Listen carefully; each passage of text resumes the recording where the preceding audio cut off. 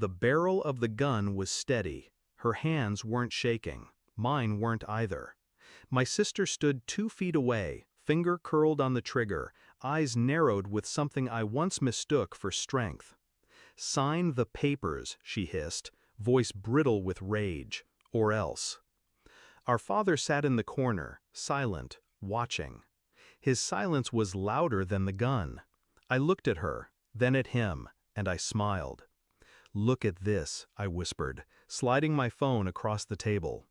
Her eyes flicked down. She went pale. 5 seconds later, there was a loud bang. It wasn't always guns and threats. Emily used to climb into my bed when thunderstorms shook the windows. She'd clutch my hand and whisper, "Don't let go," and I never did.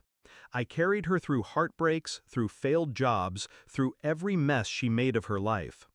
Dad called her fragile, Mom called her sensitive. I called her my sister. But fragility curdles into envy, and envy, left to rot, turns into greed. When Mom died, the will split everything evenly: the house, the business shares, the inheritance. Fair, balanced. But fair wasn't enough for Emily. Not when Dad whispered into her ear, convincing her that I was stealing, manipulating, controlling.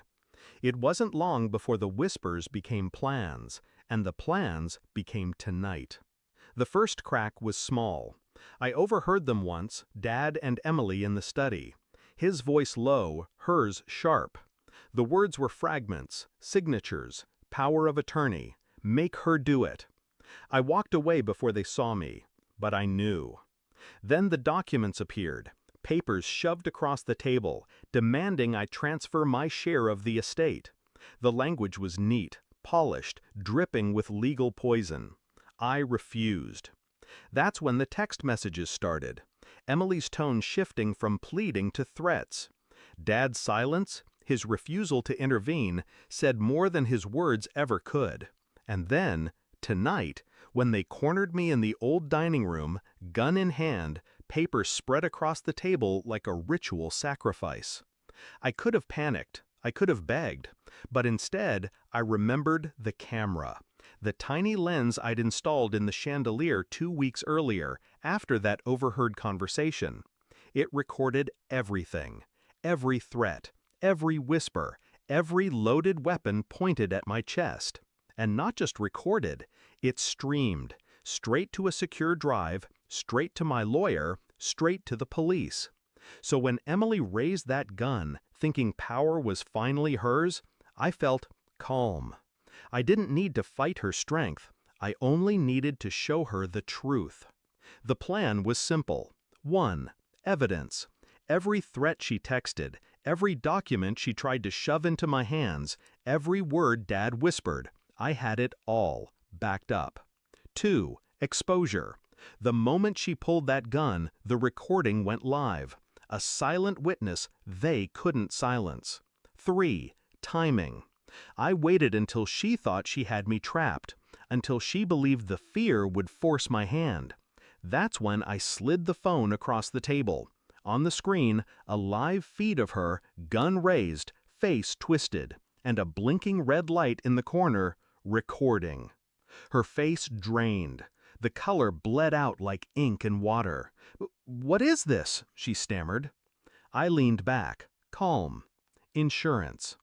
Dad shifted in his chair, finally speaking, his voice low, venomous. "You wouldn't." I met his eyes. I already did. The bang that followed wasn't the trigger. It was the front door. Police boots hitting hardwood. Voices shouting commands. Guns drawn, not at me, but at her. Emily froze, weapon still in hand. The officers moved fast, disarming her, shoving her to the ground. Dad's protest died in his throat when they read out the charges. Assault, coercion, conspiracy. And me? I didn't move, didn't flinch, didn't smile this time. I just watched. Watched as the people who had once been my protectors realized they had been outplayed, step by step, by the very person they thought was weak. Later, when the house was empty and quiet again, I sat alone at the table. The papers were still there, unsigned. The pen lay beside them, useless.